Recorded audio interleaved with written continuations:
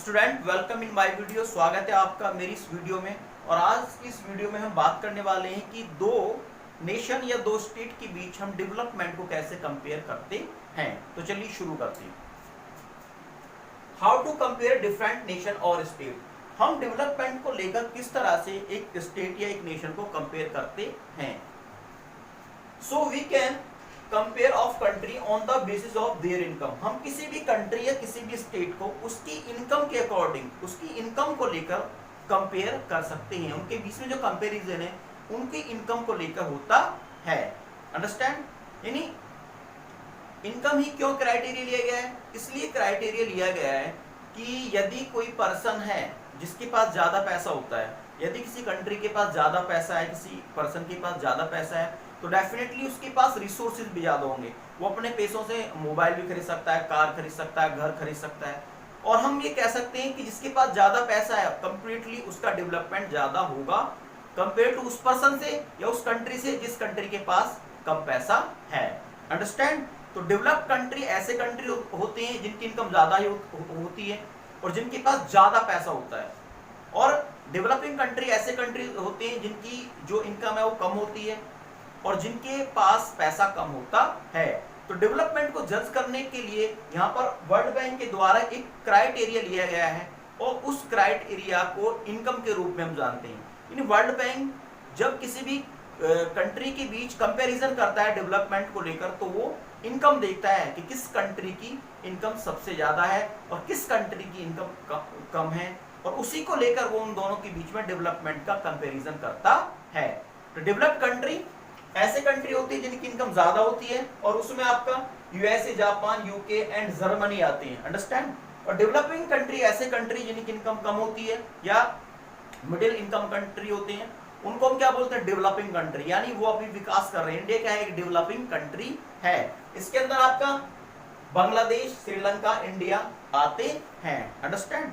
अब किसी भी जो डेवलपमेंट कैसे देखा जाता है, यानी किसी भी कंट्री की जो टोटल इनकम होती है उसको लेकर हम डेवलपमेंट को देखते हैं। यानी दो कंट्री हैं और दो कंट्री की जो टोटल इनकम है जिसको हम नेशनल इनकम बोलते हैं। नेशनल इनकम क्या होती है? किसी भी कंट्री के अंदर रहने वाले जितने भी सिटीजन हैं उनकी इनकम का टोटल ऐड, उनकी जो टोटल इनकम है उसको हम नेशनल इनकम बोलते हैं। अंडरस्टैंड? लेकिन नेशनल इनकम भी क्या होती है? सफिशिएंट नहीं होती है किसी भी कंट्री का डेवलपिंग या डेवलप्ड कंट्री उसको बताने के लिए। इसलिए हम यहाँ पर कैपिटा इनकम या प्रति व्यक्ति है और एवरेज इनकम दोनों एक ही बात है। पर कैपिटा इनकम या एवरेज इनकम दोनों को ही बोला जाता है। अंडरस्टैंड? एक ही को बोला जाता है।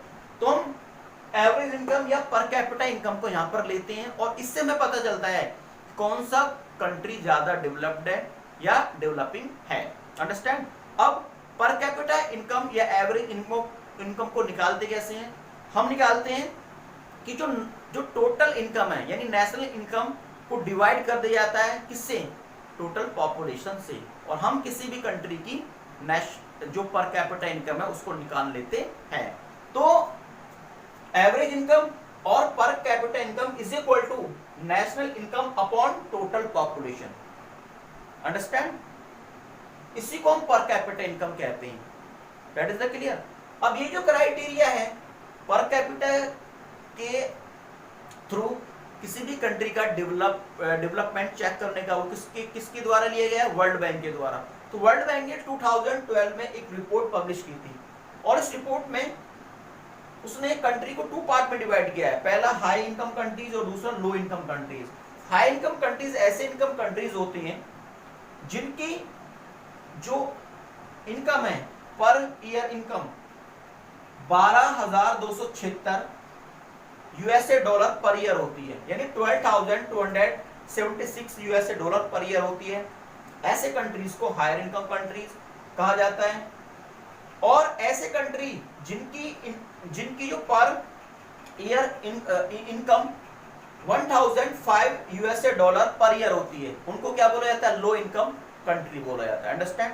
अब इंडिया की बात करते हैं। इंडिया की जो 2010 में जो पर ईयर इनकम थी वो 13,404 यूएसए डॉलर थी।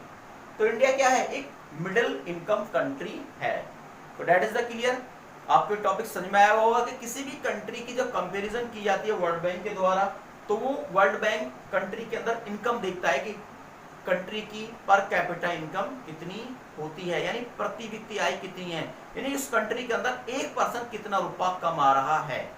यदि प्रति व्यक्ति आय पर कैपिटा इनकम और एवरेज इनकम सही होती है तो कंट्री क्या डिवेलप्ड है, और कंट्री की पर कैपिटा इनकम सही नहीं है, लो है, तो वो कंट्री क्या है, डेवलपिंग कंट्री है या लो इनकम कंट्री है। जैसे कंपेयर करेंगे हम इंडिया और अमेरिका, अमेरिका की जो पर कैपिटा इनकम है वो इंडिया के कंपेयर ज्यादा है, इसलिए अमेरिका क्या है, डेवलप्ड कंट्री है, और हम क्या है, डेवलपिंग कंट्री है।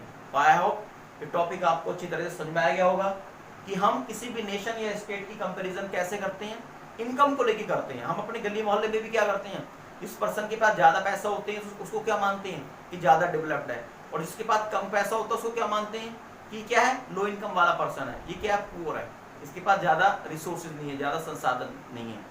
इसीलिए जब दो कंट्री या दो नेशन की कंपैरिजन की जाती है उसमें भी हम इनकम को लेते हैं। तो दैट इज द क्लियर।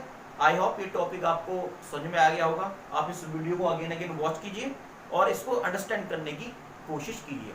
मैं मिलता हूं आपको नेक्स्ट वीडियो में, तब तक के लिए नमस्कार।